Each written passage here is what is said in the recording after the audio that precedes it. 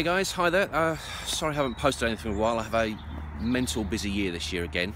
We're now into early December. It's quite fresh, but it is a lovely evening. I just want to do a quick video on bulbs and bulb planting. So what we've got here, I've already prepped this ground because it was rock hard before, and I just wanted something nice and easy for you to show. These are some of the bulbs that came out that were already in the ground. I think these are tulips, but I'm not certain. And I've bought some crocus that I'm going to put in the ground. So what we've got, parts of the bulb. The outside here is the tunic. Inside it are the scales. These are the roots. Just above there is the basal stem. There's the sprouting bud. Well, the bud's actually inside. This is the new growth for next year. When you put them in the ground, you put them this way up. But bulb's clever. You could even put it in upside down, and over time it will actually turn itself up. So if you're not certain, if it's not sprouting, and you can't really see which side some of the roots are, which you do get on some bulbs, if you put it in sideways, as the roots come out the base, it will pull itself the right way up. Very clever little things. Simple rule of thumb with bulbs is you plant them twice the depth of the size of them. There we go. So literally it is simple as, oh, and also group in prime numbers ideally, well, odd numbers generally, so 3, 5, 7, you can do 9, but you end up doing a square with 9 and it doesn't look quite right once it's in the ground. If you've got a very full border, you tend not to notice that, because what you'll get little bulblets growing off the side of them over the years, and you'll have more actually coming out the ground together.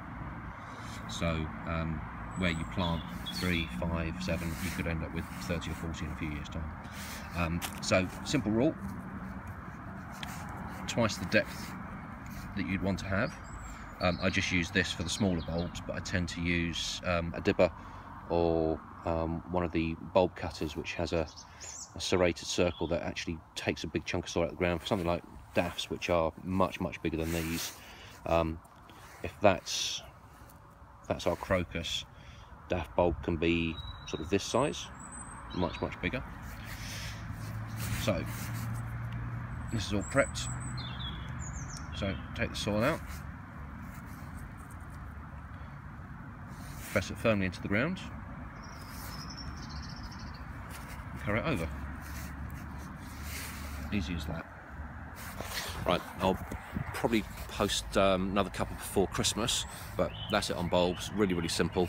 When you're prepping the ground, with this one I knew I was going to put a load in here, so I wanted to make sure the ground was nice and easy to work. So all of the old stones, I've recovered all of the old bulbs that are in here just to reuse them. Not all of them will regrow this year, but we'll just have to see. All the old roots were taken out.